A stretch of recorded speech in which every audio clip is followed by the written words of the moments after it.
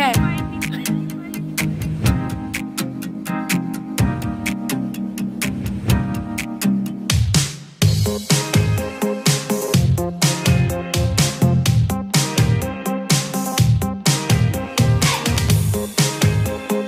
সবার প্রথমে আরও একবার জানাই হ্যাপি হোলি।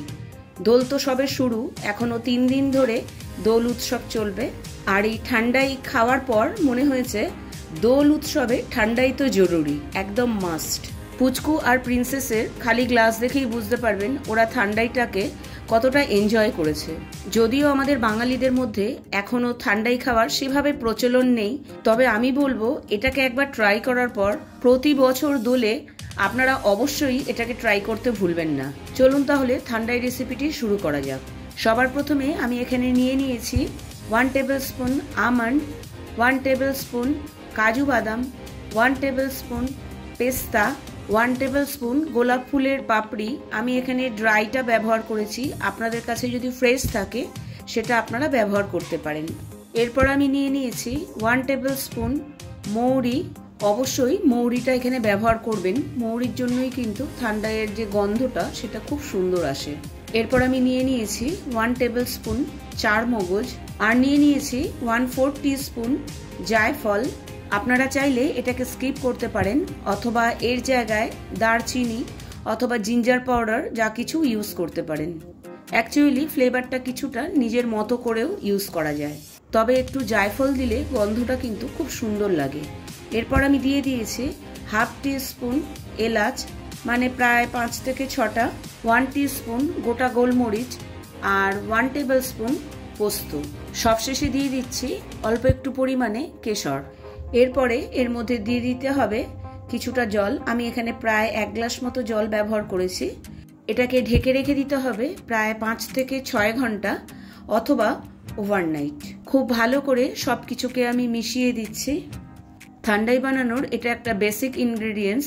জলের সাথে সোক করার পর যখন আমরা দুধের সাথে এটাকে মিক্স করব আর এর মধ্যে যখন মিছরি মেশাবো চিনির বদলে, তখন এটা আমাদের শরীরকে ঠান্ডা দেবে। মানে হোলিতে মোটামুটিভাবে গরমটা শুরু হয়ে যায়, 2 দিন ধরে এমনিতেও প্রচণ্ড গরম পড়েছে। এটা খাওয়ার পর বডিতে ঠান্ডা পৌঁছায়। বেসিক্যালি মানে হোলিতে এই জন্যই ঠান্ডাইটা বানানো হয়। ঠান্ডা যাচ্ছে আর গরম আসছে, এই ব্যালেন্সটাকে বজায় রাখার জন্য। এখানে আমি 1 লিটার দুধ নিয়ে নিয়েছি, নর্মাল দুধই আমি নিয়েছি, কোনো ফ্যাট মিল্ক আমি ব্যবহার করিনি। দুধটাকে আমি জাল দিয়ে একটু ঘন করে ফুটিয়ে নেব। ভিডিওটা যদি ভালো লেগে থাকে অবশ্যই কমেন্ট বক্সে একটা কমেন্ট করবেন। আমার চ্যানেলের পুরনো বন্ধুদের জানাই অসংখ্য ধন্যবাদ, আর নতুন বন্ধু হয়ে থাকলে চ্যানেলটিকে সাবস্ক্রাইব করে আমার পাশে থাকার অনুরোধ রইল। দুধটা ভালো করে ফুটে গেছে, এখান থেকে আমি 2 হাতা দুধ একটা কাপের মধ্যে তুলে নিচ্ছি, আর তার মধ্যে দিয়ে দিচ্ছি কিছুটা স্যাফরন। এটা আমি পরে ব্যবহার করব। ভালো করে স্যাফরনটাকে আমি দুধের মধ্যে মিশিয়ে নিচ্ছি। স্যাফরনটা ভালো করে মিশে গেলে এটাকে আমি ঢেকে রেখে দেব ঠান্ডা হওয়ার জন্য। আরেকদিকে দুধটাও কিন্তু শুকিয়ে একটু গাঢ় হয়ে এসেছে, বেশি গাঢ় করার দরকার নেই, হালকা একটু গাঢ় করে নিয়েছি। দুধটাকেও কিন্তু রেখে দেবো ঠান্ডা হওয়ার জন্য।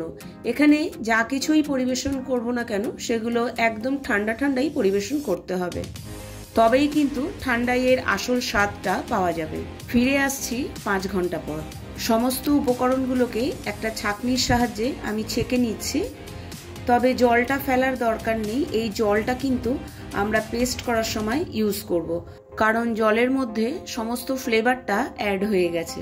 ভালো করে দেখলে বোঝা যাচ্ছে জল সোক করে সমস্ত নাটসগুলো, মানে কাজু, আমন্ড, তারপরে পেস্তা, এলাচ সব কিছু বেশ ফুলে ডাবল হয়ে গেছে।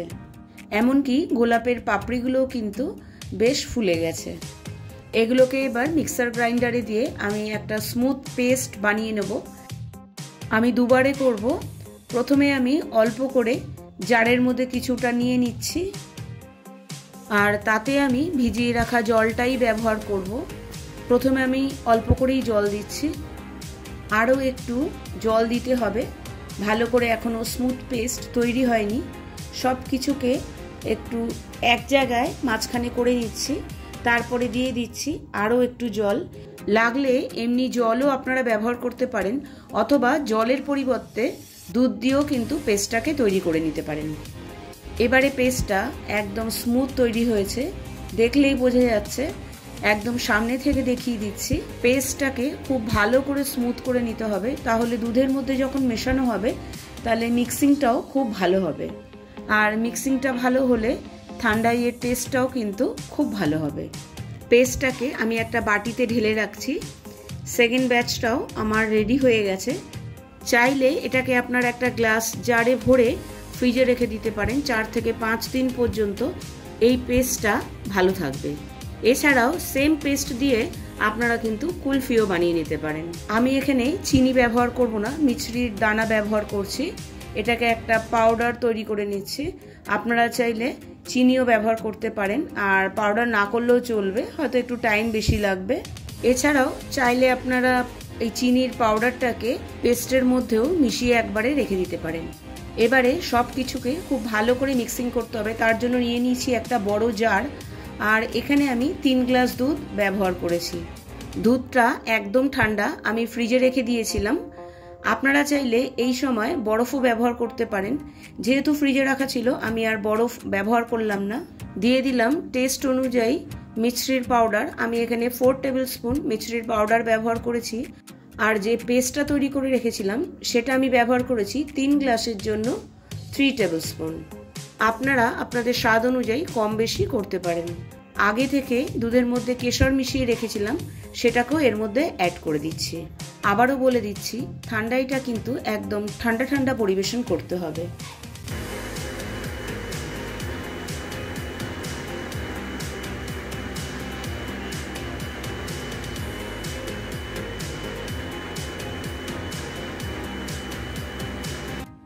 ঠান্ডাই প্রায় রেডি।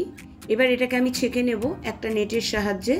আপনারা চাইলে এইভাবেও কিন্তু পরিবেশন করতে পারেন, তবে যেহেতু পুচকুকে আমি দেব সেহেতু আমি একটু ছেঁকেই ওকে পরিবেশন করব। ঠান্ডাই যে শুধু হোলিতেই খেতে হবে এমন কোনো কথা নেই। আপনারা চাইলে গরমের দিনে যে কোনো সময় এটাকে ট্রাই করতে পারেন। আর যে বাচ্চারা মোটেও দুধ খায় না তারা কিন্তু দুর্দান্ত খাবে এটা। চলুন এবার ঠান্ডাই সার্ভ করা যাক। আমি এখানে মিষ্টিটা একটু টেস্ট করে নিচ্ছি।